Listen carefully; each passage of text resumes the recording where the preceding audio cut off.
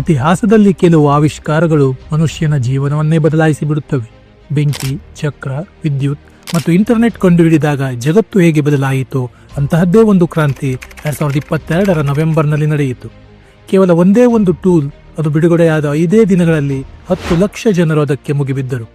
ಇನ್ಸ್ಟಾಗ್ರಾಮ್ಗೆ ಈ ಸಾಧನೆ ಮಾಡಲು 2.5 ತಿಂಗಳು ಬೇಕಾಯಿತು. ನೆಟ್ಫ್ಲಿಕ್ಸ್ಗೆ ಬರೋಬ್ಬರಿ 3.5 ವರ್ಷ ಬೇಕಾಯಿತು. ಆದರೆ ಈ ತಂತ್ರಜ್ಞಾನ ಅದನ್ನು ಸಾಧಿಸಿದ್ದು ಕೇವಲ 120 ಗಂಟೆಗಳಲ್ಲಿ. ಅದೇ ಚಾಟ್ GPT. ಹಾಗಾದರೆ ಇಂದು ಪ್ರಪಂಚದಾದ್ಯಂತ ಸದ್ದು ಮಾಡುತ್ತಿರುವ, ಇಂಟರ್ನೆಟ್ ಜಗತ್ತನ್ನೇ ಆಳುತ್ತಿರುವ ಚಾಟ್ GPT ಹುಟ್ಟಿದ್ದಾದರೂ ಹೇಗೆ? 106 ಸವಾಲುಗಳನ್ನು ಎದುರಿಸಿ ಗೂಗಲ್ನಂತಹ ದೈತ್ಯರಿಗೆ ಸೆಡ್ಡು ಹೊಡೆದ ಚಾಟ್ GPTಯ ರೋಚಕ ಕಥೆಯನ್ನ ಈ ವಿಡಿಯೋದಲ್ಲಿ ನೋಡೋಣ ಬನ್ನಿ. ಕತೆ ಶುರುವಾಗಿದ್ದು 2015ರಲ್ಲಿ ಅಮೆರಿಕದ ಸಿಲಿಕಾನ್ ವ್ಯಾಲಿಯಲ್ಲಿ.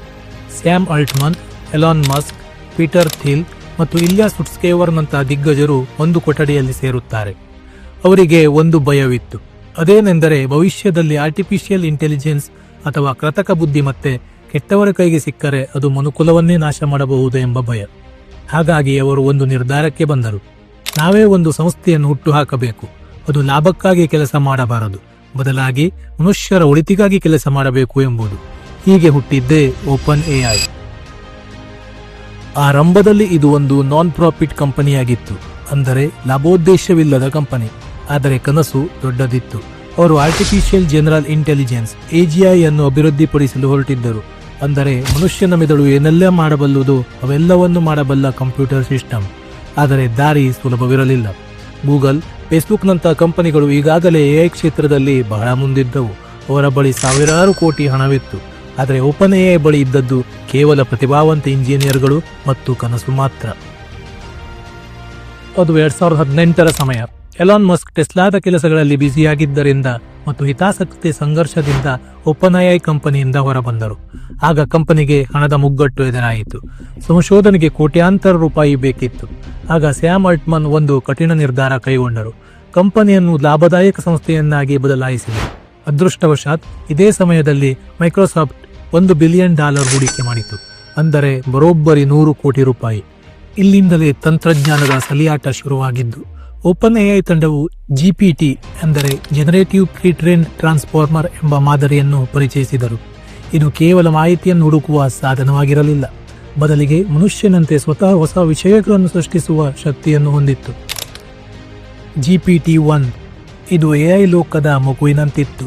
2018ರಲ್ಲಿ ಆರಂಭವಾದ ಈ ಮಾದರಿಯು ಇಂದಿನ ಚಾಟ್ ಬಾಟ್ಗಳಂತೆ ಬುದ್ಧಿವಂತರಾಗಿರಲಿಲ್ಲ. ಇದು ದೀರ್ಘವಾದ ವಿಷಯಗಳನ್ನು ನೆನಪಿಟ್ಟುಕೊಳ್ಳಲು ಕಷ್ಟಪಡುತ್ತಿತ್ತು ಮತ್ತು ಆಗಾಗ್ಗೆ ತಪ್ಪು ಅಥವಾ ಪುನರಾವರ್ತಿತ ಉತ್ತರಗಳನ್ನು ನೀಡುತ್ತಿತ್ತು. ಆದರೆ ಭಾಷೆಯನ್ನು ಅರ್ಥ ಮಾಡಿಕೊಳ್ಳುವ ಹೊಸ ತಂತ್ರಜ್ಞಾನಕ್ಕೆ ಅಡಿಪಾಯ ಹಾಕಿದ ಮೊದಲ ಪ್ರಯತ್ನ ಇದಾಗಿತ್ತು. GPT-2 ಇದು ಸ್ವಲ್ಪ ಸುಧಾರಿತವಾಗಿತ್ತು, ಆದರೆ ಇದು ಸುಳ್ಳು ಮಾಹಿತಿಯನ್ನು ಹಬ್ಬಿಸಬಹುದು ಎಂಬ ಭಯದಿಂದ ಇದನ್ನು ಪೂರ್ತಿಯಾಗಿ ಬಿಡುಗಡೆ ಮಾಡಲು ಕಂಪನಿ ಹಿಂಜರಿಯಿತು. GPT-3 ಇದು ನಿಜವಾದ ಗೇಮ್ ಚೇಂಜರ್ ಆಗಿತ್ತು. ಇದು ಎಷ್ಟು ಶಕ್ತಿಶಾಲಿಯಾಗಿತ್ತೆಂದರೆ ಇಂಟರ್ನೆಟ್ನಲ್ಲಿರುವ ಬಹುತೇಕ ಎಲ್ಲ ಪುಸ್ತಕಗಳು, ಲೇಖನಗಳು ಮತ್ತು ಮಾಹಿತಿಯನ್ನು ಇದು ಓದಿಕೊಂಡಿತ್ತು. ಆದರೆ ಅಲ್ಲೊಂದು ದೊಡ್ಡ ಸಮಸ್ಯೆ ಇತ್ತು. GPT-3 ಎಷ್ಟೇ ಬುದ್ಧಿವಂತನಾಗಿದ್ದರೂ ಸಹ ಅದು ಕೇವಲ ಕಂಪ್ಯೂಟರ್ ಕೋಡಿಂಗ್ ತಿಳಿದವರಿಗೆ ಮಾತ್ರ ಸೀಮಿತವಾಗಿತ್ತು. ಸಾಮಾನ್ಯ ಜನರು ಅದನ್ನು ಬಳಸಲು ಸಾಧ್ಯವಾಗದಷ್ಟು ಸಂಕೀರ್ಣವಾಗಿತ್ತು. ಈ ಅದ್ಭುತ ತಂತ್ರಜ್ಞಾನ ಪ್ರತಿಯೊಬ್ಬ ವಿದ್ಯಾರ್ಥಿಗೂ, ಸಾಮಾನ್ಯ ಜನರಿಗೂ ಸುಲಭವಾಗಿ ತಲುಪಿಸುವುದು ಹೇಗೆ ಎಂಬ ಪ್ರಶ್ನೆ ಹುಟ್ಟಿಕೊಂಡಿತು.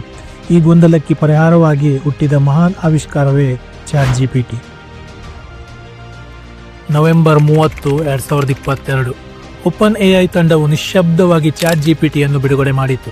ಯಾವುದೇ ದೊಡ್ಡ ಜಾಹೀರಾತು ಇರಲಿಲ್ಲ, ಯಾವುದೇ ಅದ್ದೂರಿ ಸಮಾರಂಭವೂ ಇರಲಿಲ್ಲ. ಕೇವಲ ಒಂದೇ ಒಂದು ಟ್ವೀಟ್ ಮೂಲಕ ಚಾಟ್ GPTಯನ್ನು ಜಗತ್ತಿಗೆ ಪರಿಚಯಿಸಲಾಯಿತು. ಚಾಟ್ GPT ಓಪನ್ AI ತಂಡದ ನಿರೀಕ್ಷೆಗಿಂತ 1000 ಪಟ್ಟು ಹೆಚ್ಚು ಸದ್ದು ಮಾಡಿತು. ಸಣ್ಣ ಮಟ್ಟದ ಫೀಡ್ಬ್ಯಾಕ್ ನಿರೀಕ್ಷೆ ಮಾಡಿದ್ದ ಅವರಿಗೆ ಸಿಕ್ಕಿದ್ದು ಜಗತ್ತಿನಾದ್ಯಂತ ಪ್ರಶಂಸೆಗಳ ಸುರಿಮಳೆ.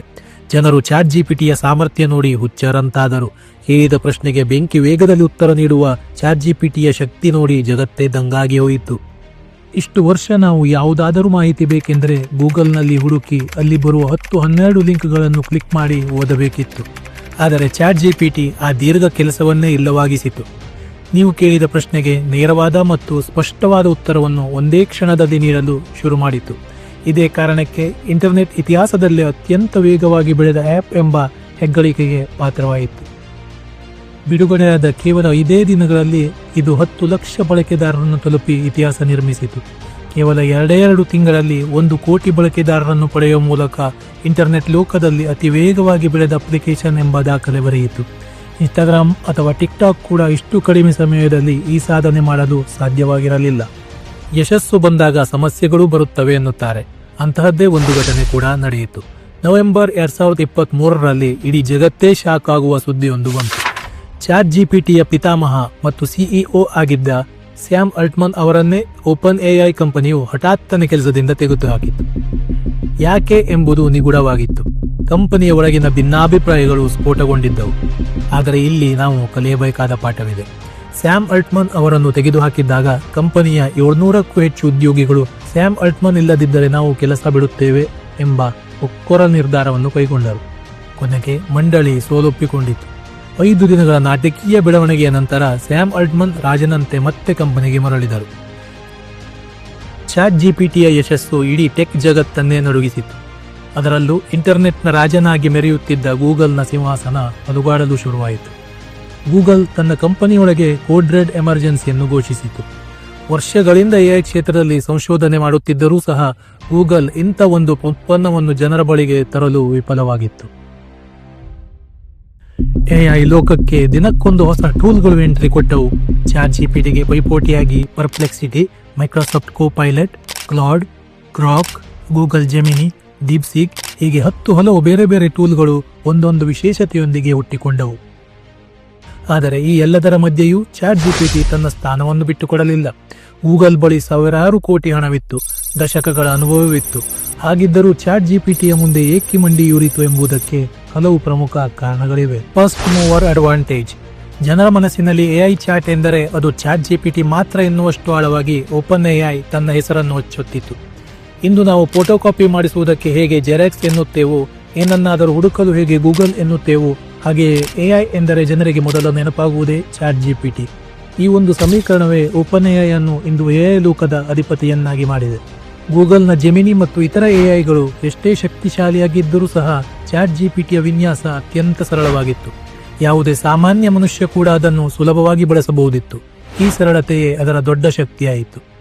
ಚಾಟ್ ಜಿಪಿಟಿ ಎಂಬ ಹೆಸರು ಜನರ ಬಾಯಲ್ಲಿ ಎಷ್ಟು ಸುಲಭವಾಗಿ ನಲಿಯಿತೋ ಅಷ್ಟು ಬೇರೆ ಯಾವುದೇ ಎಐ ಹೆಸರು ಜನಪ್ರಿಯವಾಗಲಿಲ್ಲ. ಅದು ಕೇವಲ ಒಂದು ಟೂಲ್ ಆಗಿ ಉಳಿಯದೆ ಒಂದು ಬ್ರ್ಯಾಂಡ್ ಆಗಿ ಬೆಳೆಯಿತು. ಇಂದು ಚಾಟ್ ಜಿಪಿಟಿ ಕೇವಲ ಒಂದು ವೆಬ್ಸೈಟ್ ಆಗಿ ಉಳಿದಿಲ್ಲ, ಅದು ಕೋಟ್ಯಾಂತರ ಜನರ ದೈನಂದಿನ ಜೀವನದ ಭಾಗವಾಗಿದೆ. ಅದೊಂದು ಹೊಸ ಚಟದಂತೆ, ಹೊಸ ಅನಿವಾರ್ಯದಂತೆ ಜನರನ್ನು ಆವರಿಸಿದೆ. ವಿದ್ಯಾರ್ಥಿಗಳಿಗೆ ಇದು ಹೋಮ್ವರ್ಕ್ ಮಾಡುವ ಟೀಚರ್ ಆಗಿದೆ. ಪ್ರೋಗ್ರಾಮರ್ಗಳಿಗೆ ಇದು ಕೋಡಿಂಗ್ನಲ್ಲಿ ಸಹಾಯ ಮಾಡುವ ಸಹೋದ್ಯೋಗಿಯಾಗಿದೆ. ಕಚೇರಿಯಲ್ಲಿ ಕೆಲಸ ಮಾಡುವವರಿಗೆ ಇಮೇಲ್ ಬರೆಯಲು, ವರದಿ ಸಿದ್ಧಪಡಿಸಲು ಇದು ಪರ್ಸನಲ್ ಅಸಿಸ್ಟೆಂಟ್ ಆಗಿದೆ. ಏನಾದರೂ ಮಾಹಿತಿ ಬೇಕಿದ್ದರೆ ಗೂಗಲ್ ಮಾಡುವ ಬದಲು ಚಾಟ್ ಜಿಪಿಟಿಗೆ ಕೇಳೋಣ ಎಂಬ ಕಾಲ ಬಂದಿದೆ. ಗಂಟೆಗಟ್ಟಲೆ ಮಾಡಬೇಕಾದ ಕೆಲಸವನ್ನು ಚಾಟ್ ಜಿಪಿಟಿ ನಿಮಿಷಗಳಲ್ಲಿ ಮಾಡಿಕೊಡುತ್ತಿದೆ. ಇದು ಮನುಷ್ಯನ ಸಮಯವನ್ನು ಉಳಿಸುವುದಲ್ಲದೆ ಅವನ ಯೋಚನಾ ಲಹರಿಯನ್ನೇ ಬದಲಾಯಿಸಿದೆ. ಈ ಚಟ ಒಳ್ಳೆಯದೇ ಕೆಟ್ಟದ್ದೇ ಎಂಬ ಚರ್ಚೆ ಈಗಲೂ ನಡೆಯುತ್ತಲೇ ಇದೆ. ಆದರೆ ಒಂದು ಮಾತ್ರ ಸತ್ಯ, ಚಾಟ್ ಜಿಪಿಟಿ ಇಲ್ಲದ ಜಗತ್ತನ್ನು ಊಹಿಸಿಕೊಳ್ಳುವುದು ಈಗ ಕಷ್ಟ. ಮಷೀನ್ ಮನುಷ್ಯನ ಜೊತೆ ಮಾತನಾಡಲು ಸಾಧ್ಯವೇ ಇಲ್ಲ ಎಂದು ನಂಬಿದ್ದ ಕಾಲವೊಂದಿತ್ತು. ಆದರೆ ಛಲವಿದ್ದರೆ ಅಸಾಧ್ಯವೂ ಸಾಧ್ಯವಾಗುತ್ತದೆ. ಎಐ ಬಂದರೆ ಕೆಲಸ ಹೋಗುತ್ತದೆ ಎಂದು ಹೆದರುವ ಬದಲು ಎಐ ಬಳಸಿ ನಮ್ಮ ಕೆಲಸವನ್ನು ಹೇಗೆ ಉತ್ತಮಪಡಿಸಿಕೊಳ್ಳಬಹುದು ಎಂದು ಯೋಚಿಸಿದವರು ಇಂದು ಗೆಲ್ಲುತ್ತಾರೆ. 2015ರಲ್ಲಿ ಯಾರೂ ನಂಬದ ಕನಸನ್ನು ಸ್ಯಾಮ್ ಅಲ್ಟ್ಮನ್ ಮತ್ತು ಅವರ ತಂಡ ಕಂಡಿತು. ಇವತ್ತು ಆ ಕನಸು ಜಗತ್ತನ್ನೇ ಆಳುತ್ತಿದೆ. ಈ ಕತೆ ನಿಮಗೆ ಸ್ಫೂರ್ತಿ ನೀಡಿದ್ದರೆ, ಹೊಸತನ್ನು ಕಲಿಯುವ ಆಸಕ್ತಿ ಹುಟ್ಟಿಸಿದ್ದರೆ ಈ ವಿಡಿಯೋವನ್ನು ಲೈಕ್ ಮಾಡಿ, ನಿಮ್ಮ ಫ್ರೆಂಡ್ಸ್ ಜೊತೆ ಶೇರ್ ಮಾಡಿ. ಎಐನ ಬಗ್ಗೆ ನಿಮ್ಮ ಅಭಿಪ್ರಾಯವೇನು ಎಂದು ಕಮೆಂಟ್ ಮಾಡಿ ತಿಳಿಸಿ. ಮುಂದಿನ ವಿಡಿಯೋದಲ್ಲಿ ಮತ್ತೊಂದು ಇಂಟ್ರೆಸ್ಟಿಂಗ್ ವಿಷಯದೊಂದಿಗೆ ಸಿಗೋಣ. ನಮಸ್ಕಾರ.